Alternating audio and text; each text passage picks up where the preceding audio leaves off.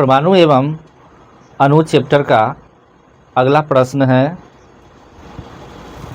निम्न का मोलर द्रव्यमान ज्ञात कीजिए।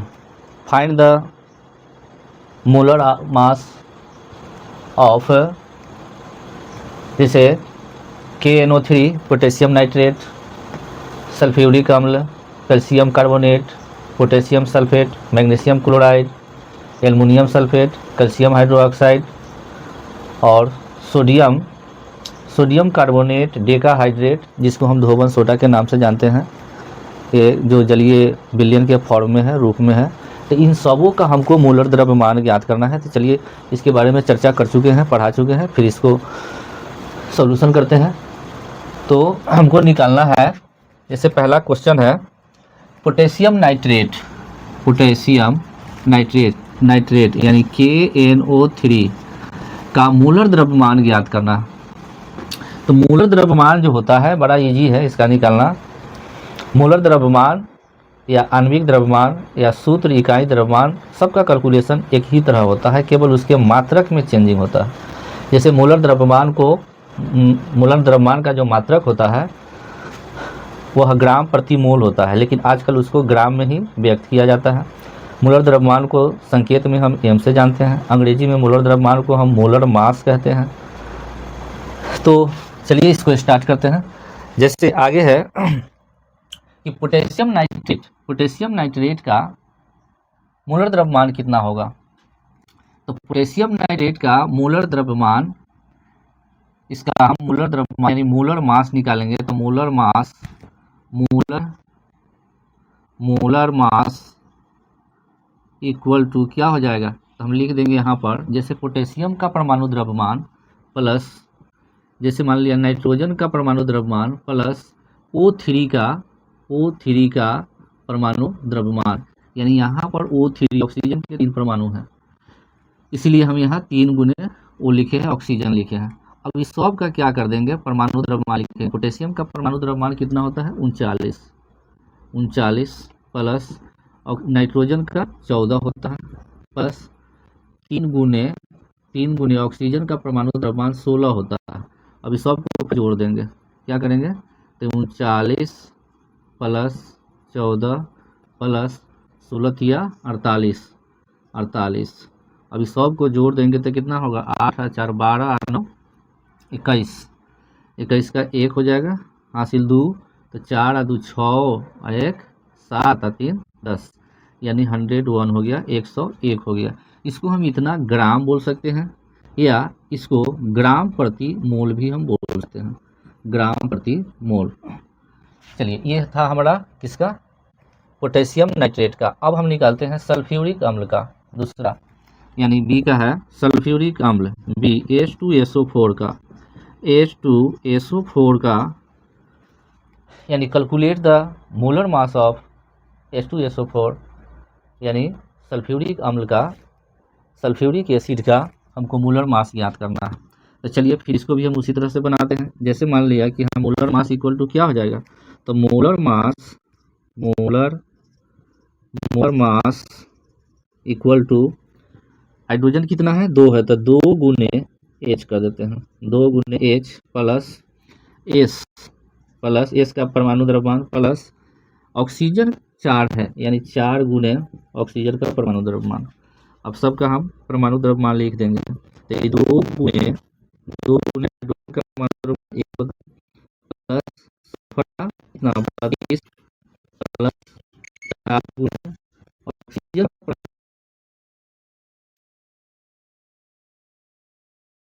2 और 1 में मल्टीप्लाई करेंगे तो कितना हो जाएगा, 2 प्लस ये 32 और प्लस 4 और 16 में गुना करें तो 16 चौका 64।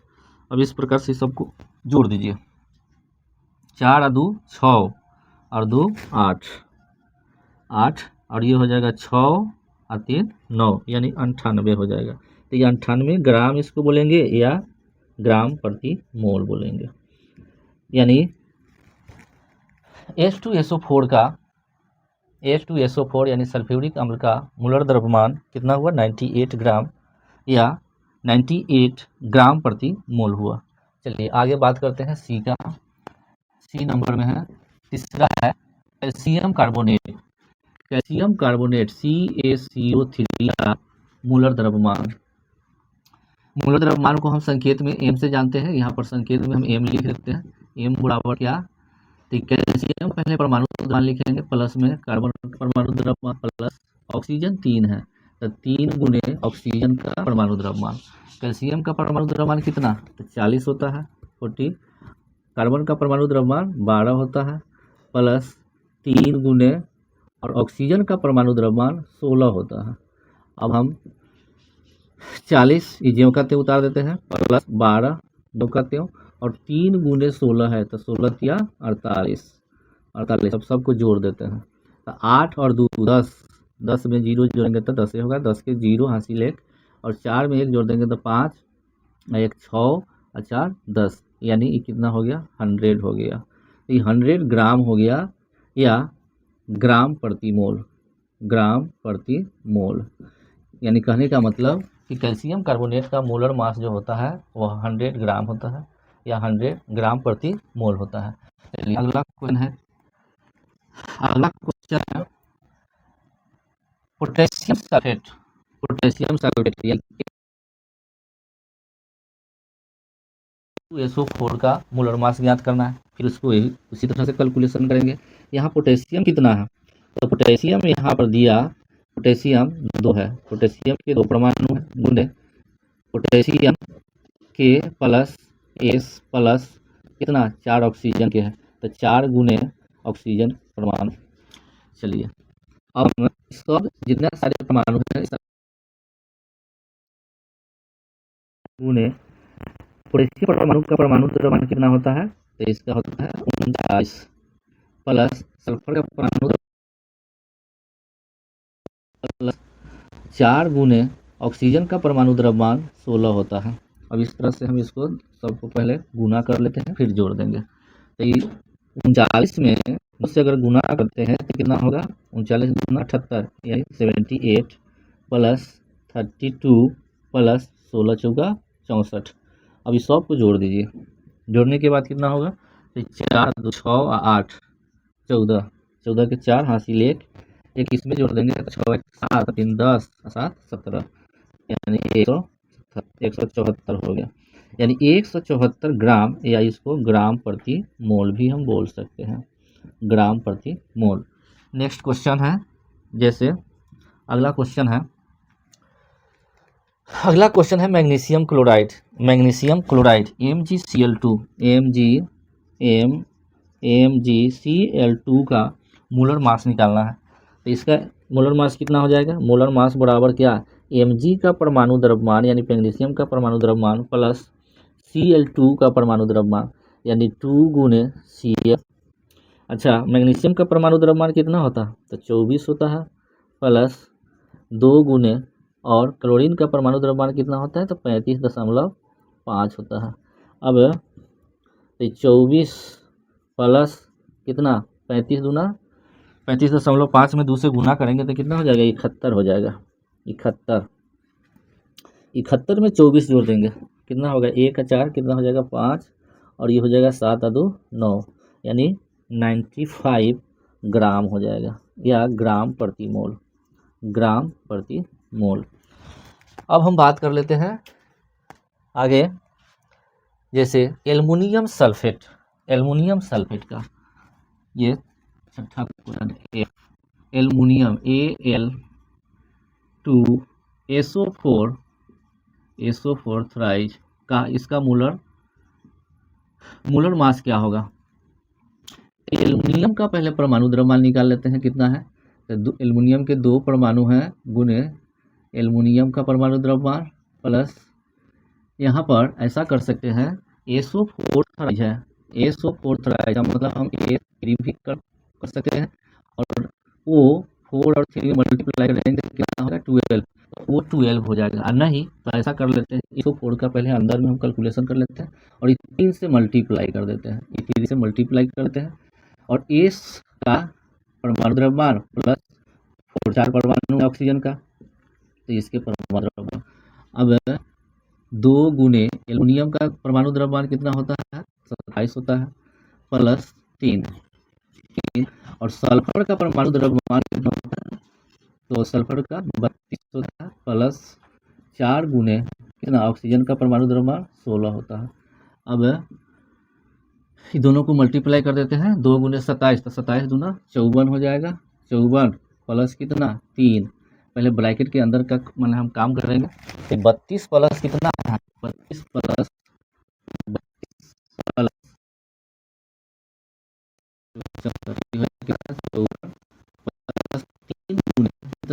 32 को जोड़ देते हैं तो कितना हो जाता है 96, यानी 96।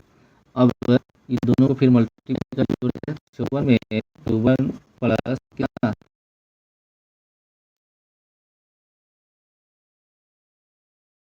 288, 288 में 54 को जोड़ दीजिए, तो 288 में अगर 54 को जोड़ते हैं तो कितना आता है, तो 8 4 12 के 2 हासिल 1, 9 5 14 के 4 हासिल 1, 2 1 3 342, यानी 342 कितना ग्राम हो गया, या इसको ग्राम प्रति मोल भी बोल सकते हैं, ग्राम प्रति मोल। चलिए अगला क्वेश्चन है calcium hydroxide, calcium hydroxide, calcium यानी जी का है कैल्शियम हाइड्रोक्साइड यानी CaOH का मोलर मास निकालना है, इसका मोलर मास कितना होगा, तो चलिए फिर हम इसको भी उसी तरह से कैलकुलेशन करेंगे, जैसे कैल्शियम का परमाणु द्रव्यमान,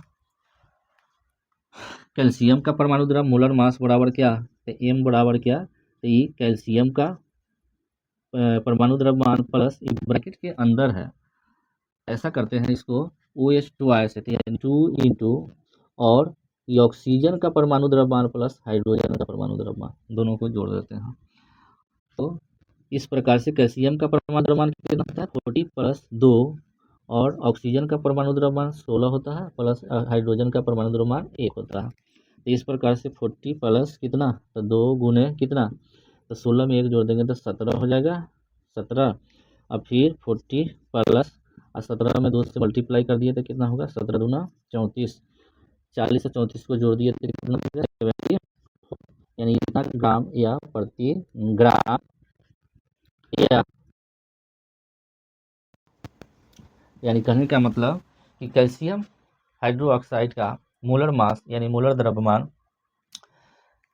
74 ग्राम होता है अथवा 74 ग्राम प्रति मोल होता है। चलिए आगे हम अगला क्वेश्चन पर चर्चा करते हैं। अगला क्वेश्चन है धोवन सोडा वॉशिंग पाउडर का जलीय विलयन का सूत्र है, यानी sodium carbonate decahydrate, sodium carbonate decahydrate का मोलर मास क्या होगा, मोलर द्रव्यमान क्या होगा। तो चलिए इसको हम लास्ट क्वेश्चन को भी बनाते हैं, चलिए इसको मिटाते हैं।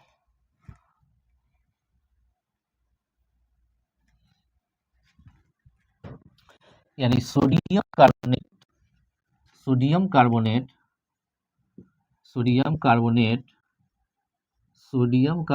डॉट डेकाहाइड्रेट का मोलर मास निकालना है, मोलर मास बराबर क्या, तो 2 गुने सोडियम परमाणु का द्रव्यमान Na प्लस कार्बन कितना है 1 है तो C प्लस ऑक्सीजन 3 है तो 3 गुने ऑक्सीजन प्लस 10 है, और उसके बाद H2O का, तो H2O यानी 2 इंटू H, H2 है तो 2 इंटू H और प्लस कितना ऑक्सीजन का परमाणु द्रव्यमान।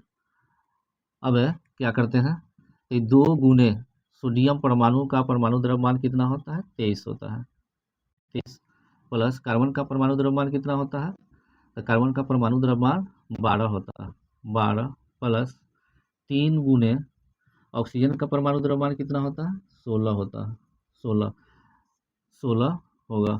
चलिए प्लस 10, उसके बाद 2 गुने हाइड्रोजन का परमाणु द्रव्यमान 1 होता है, 1 प्लस ऑक्सीजन का परमाणु द्रव्यमान कितना होता है 16 होता है, 16। चलिए इसको हम आगे कैलकुलेशन करते हैं। तो 23 में 2 से मल्टीप्लाई करेंगे तो कितना होगा 46 प्लस 12 प्लस 3 और 16 में गुना करें देंगे तो कितना हो जाएगा 16 तिया 48 प्लस ये हो जाएगा 10 और डायरेक्ट करते हैं ऐसा, चलो एक बार और लिख लेते हैं। तो 2 और 1 में मल्टीप्लाई करेंगे तो कितना हो जाएगा 2 और प्लस कितना 16 इस प्रकार से कितना हो गया तो 46 प्लस 12 यानी 12 प्लस 48 प्लस कितना 48 प्लस 10 और 10 गुने कितना तो 16 और 2 को गुना करेंगे तो कितना होगा 16 और 2 को जोड़ देंगे 2 प्लस 16 है तो 16 और 2 को जोड़ देंगे तो कितना हो जाएगा 18 यानी 10 गुने 18 हो जाएगा ये 10 गुने 18। अभी दोनों को मल्टीप्लाई करके जोड़ेंगे। अब जोड़ने के बाद क्या आता है तो 46 प्लस 12 प्लस 48 प्लस 180 सबको आप जोड़ दीजिए। सबको जोड़ने के बाद जो योगफल प्राप्त होता है वही सोडियम कार्बोनेट डॉट डेकाहाइड्रेट का मोलर मास होगा। चलिए जोड़ लेते हैं तो 180 चलिए ऐसे जोड़ लेते हैं 0 और 8 और 2 10 और 6 16 के 6 हो जाएगा। हासिल 1 8 में 1 जोड़ देंगे तो 9 और 4 13 1 14 और 4 18 के 8 हासिल 1 इसमें जोड़ देंगे तो कितना हो जाएगा 2 यानी 286 ग्राम 286 ग्राम इसका मोलर मास हो गया यानी मोलर द्रव्यमान है। ये हमारा परमाणु एवं अणु के चैप्टर का आंकिक प्रश्न क्वेश्चन नंबर 6 था, है ना, उसको कैलकुलेशन कर दिए हैं। फिर चलिए आगे हम 7वां प्रश्न पर चर्चा कर लेते हैं।